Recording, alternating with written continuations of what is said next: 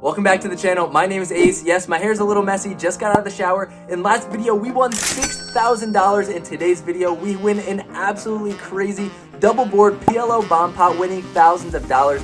The heater continues. Without further ado, let's get into today's video. Alright, welcome back. Time to jump right into it. All gas, no brakes. The very first hand. Really quick, I've got a crazy big announcement for you guys first. I did have to get a little bit of a haircut because this Saturday, I'll be in California at the Lucky Lady Casino for my first meetup game ever. I am so excited. If you guys are on the West Coast, I hope to see you there. So yeah, I'm pretty hyped for that, but let's get back to the hand. Time to get into what I was talking about, this massive double board PLO bomb pot. Every 30 minutes, everyone puts in $10.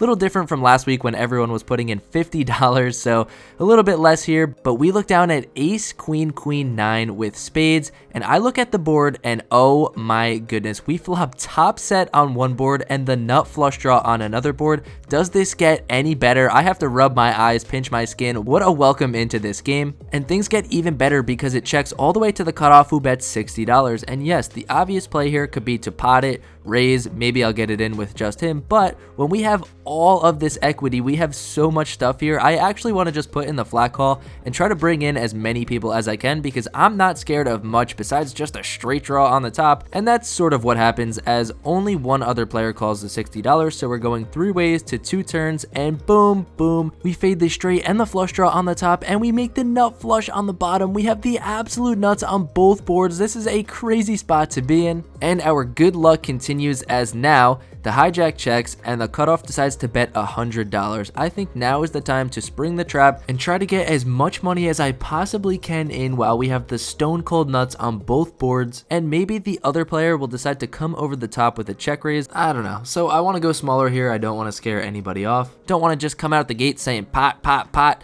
So I decided to raise to $250, and now the hijack cold calls the $250. He just came out of absolutely nowhere. What does he have? Maybe he's just got 2 pair on the queen's board, and maybe he has a smaller flush and he's literally stone dead. That would be awesome. I have absolutely no idea, and now the hijack, he was a funny guy, my guy Keith, he's like, oh my goodness, what the heck is going on? He's funny, I have to try to hold in my laugh, and he decides to flat call the 250, so we're still 3 ways to a massive spot here on the river. I'm praying for a board pair and to keep the flush board clean, and I get half of that. The flush board is clean, so we still have the absolute nuts there, and the other board goes from a little scary to much scarier. I think there are tons of straights out there now. So I don't know, I think if the action checks to me, I want to just go all in and try to scare them off and take all the money down now. We don't really want a call because I don't think we're winning with the queens now, and that is what happens. The action checks to me, so I decide to say I am all in, and it winds up being a pretty hefty all in as I bought in for $1,000 and won a few pots here, so I had about $1,200. And as you see the hijack's chip stack over there, he has about $500 to $600 left, and the cutoff didn't have much more, like $300. So there's only about $800 more I could win here, and the only case where that would happen is if I had the best hand on both boards, and I don't think I have that right now. So like I said, I don't know what the hijack has here, but after a little while, he decides to put in the call. He puts all of his chips in the middle, and now it's on the cutoff, who's like, what the heck do you guys have? He starts thinking about it for a long time, so I'm like, honestly, at this point, since the hijack called and since we're probably chopping with him, now I want the cutoff to put his money in, because then that means that I'll win at least a little bit more money as I have the one board completely locked up. And I mean, if there is any chance that both of these players call and my queens are good, I'll scoop the entire thing. So now that the hijack has called, I do want the cutoff to call. Like I said, he only has like $300 left and the pot is like $1 million, so he'll probably put it in, right? After a while, he decides to fold.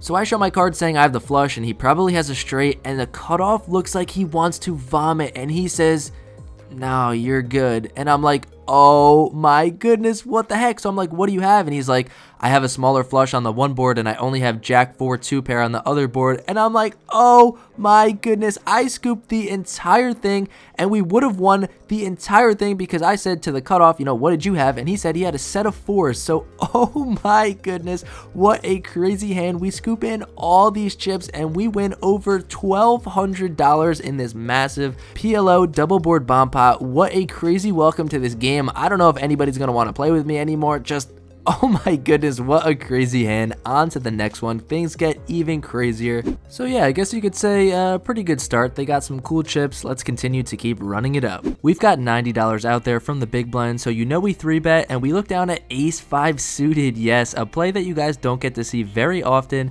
The button opens to 25, and we 3-bet here with the ace 5 suited, the 3-bet bluff, but the button does put in the call, so looks like we're gonna have to play a flop, and this one might be pretty easy to play. 4-4-6 with a flush draw. We've got an over, a backdoor straight draw, and the pretty obvious nut flush draw. So I continue here for $60, and my opponent immediately looks disgusted, picks up his cards, looks like he doesn't know if he wants to fold or call, and immediately I'm like, alright, easy money, we got this through. If he does make the call, we're barreling and taking it down, unless he's slow playing the absolute shit out of me. Like I said, I don't know how these people play, they don't know how I play. And he does fold, boom, roasted. I show it to him. Nah, I'm just playing. I just want to show that I can mix it up. Nice to get the 3-bet bluff through. Alright, 30 minutes are up, so you know what that means. Back to a PLO double board bomb pot. I start the action late here, so let's put out the flops and show you guys what we've got. We've got absolutely nothing besides a jack on the paired board, but on the other board, we've got the entire world. We have the absolute nut straight right now and a redraw to the nut flush. These pots are getting very favorable to me. I'm in the small blind here, so I decide to start out with a check. Oh yeah, you guys probably want to know the flop action too, huh? The flop actually checked around, so this is interesting here. So I check. It checks to a player in middle position who bets out for $30, and the button decides to call. So it's a little different than last hand where we wanted to just call and bring everyone in. While we have the nuts on one board and are not even playing the other board besides a jack, I want to raise and try to go with this one. Maybe somebody else has queen jack and they'll get it all in, and then we could hit the flush and scoop. So I decided to raise to $210, and now the big blind decides to cold call $210. Some crazy action in these games, as you see. And then the next two players fold, and the button decides to call the $210. So now we are still 3 ways to a crazy bloated river here. What is going on? Okay, so I guess I'm praying to see a club on that one board, so we know we have that one locked up and we're not chopping with queen jack, but no, it comes the ace of diamonds. So now when it's on me first, I have a lot to think about here, because let me just put this in your head, right? I know you guys might not be very in tune with PLO and everything, but I'll just make it very simple for you. If the big blind has quads or just that other board that's paired locked up, and the player to my right has queen jack, if I jam here, they're both going to call, and I'm actually going to lose money, as if you think about it, the pot is split in half, 50-50. Right now, we're basically only playing for 50% of the pot. So if I'm splitting 50% of the pot, I will only get back 25% of the entire pot. We lose money. So I don't know if I would rather jam here and try to get one of these players to fold. Like I said, it's disaster if I jam and they both snap call, or if I check, one of these players could bluff. I don't know. It's super interesting here. So I decide to actually check. There's a lot going on in my mind. So I check. The big blind checks, and now the button decides to go all in. But now it's a weird spot that I actually didn't think about until after I made my decision, but this all in was about for $600-ish. Now I won a lot of money already, so I have way more money than that, and it didn't really occur to me to look to what the player to my left had because I'm an idiot, but he had about $950. But say this, I'm laughing because say the scenarios are switched here, and like I said, the player to my right has the paired board and the player to my left has queen jack. If I now jam, putting a lot of pressure on him, he can't really call that off, just playing queen jack, just playing for half of the board. So that's what I should do, but like I said, there's a lot going through my mind. My mind is clouded, so I actually just put in the call here for $600, which actually might wind up helping me because that looks extremely strong that I didn't jam. It looks like I'm calling to try to get the big blind to call as well. So now he starts hopping in the tank and thinking, and when he says out loud that he has pocket nines for a full house on the other board and just a set on the straight board, I don't know what I want because I don't know what the player to my right has.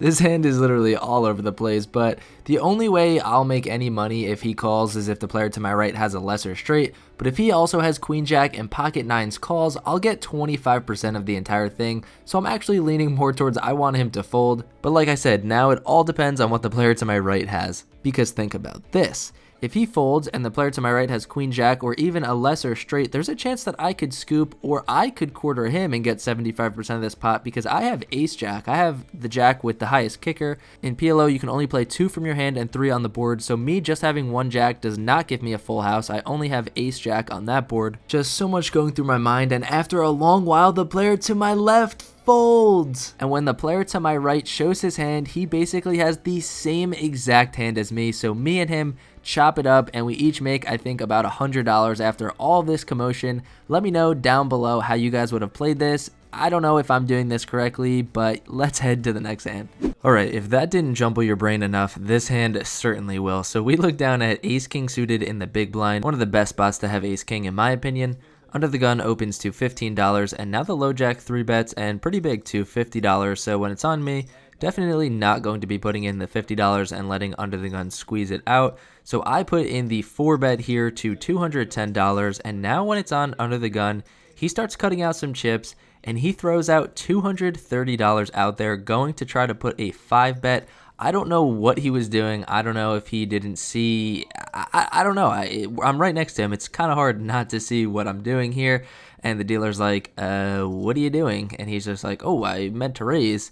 And everyone's like, what is going on here? So then they actually look at me, and the player to my left is like, I'll do whatever. If you want to count it as a raise, I'll count it as a raise. If you want to count it as a call, count it as a call.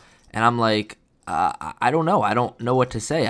Because honestly, I don't know if I want it to be a raise or if I want it to be a call. I don't know. So I'm like, I guess it's just a call, because I guess I'm leaning more towards call, because if he puts in the 5 bet, I don't know what to do then. If I'm going to 6 bet jam, if I'm going to call the 5 bet, if I'm going to fold.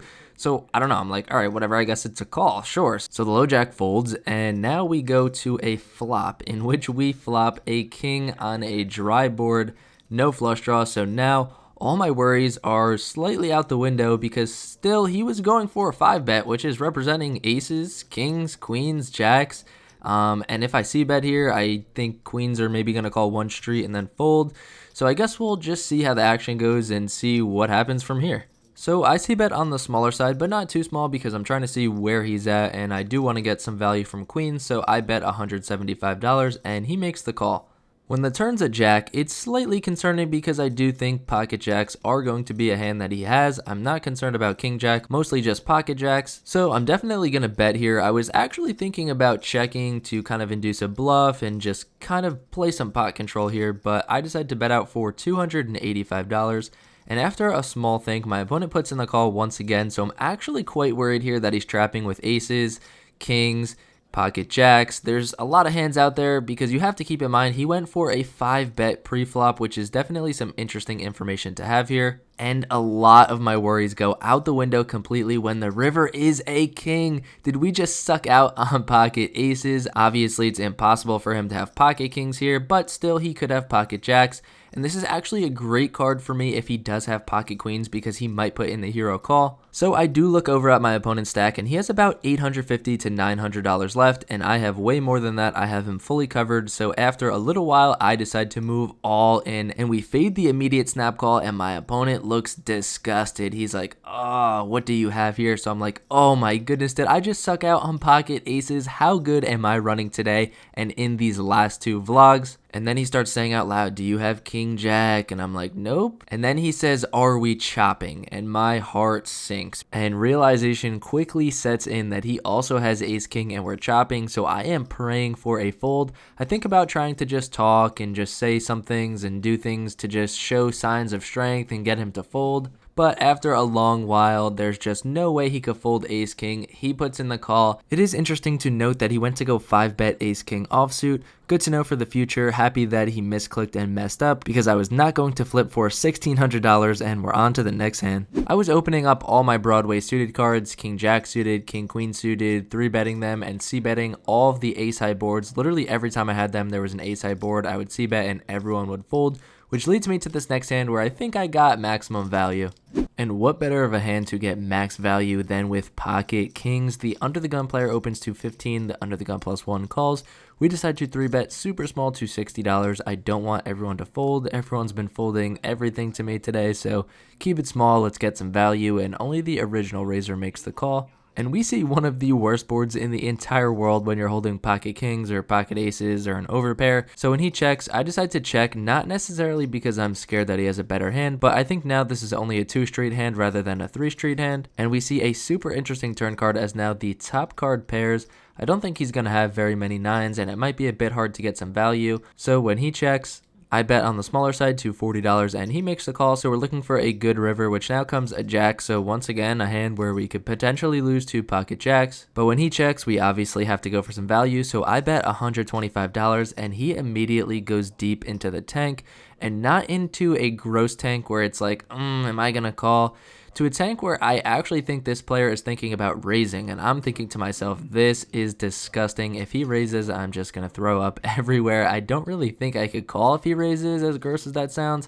This player was playing extremely tight for the rest of the night. It's the player who I got all of his money in the first double board bomb pot. He's been playing super tight, trying to get all of his money back, and after a long think, he decides to put in the call. My phone ran out of storage, so here's me scooping in the chips. He mucked his cards. He didn't show what he had, but we take this one down.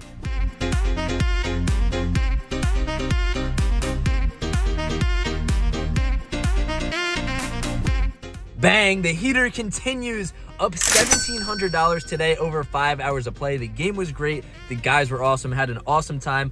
Up almost $10,000 in my last 2 sessions. Can't believe it. Hopefully you guys are enjoying the heater. Thank you guys for watching till the end. Have a great day. Peace out.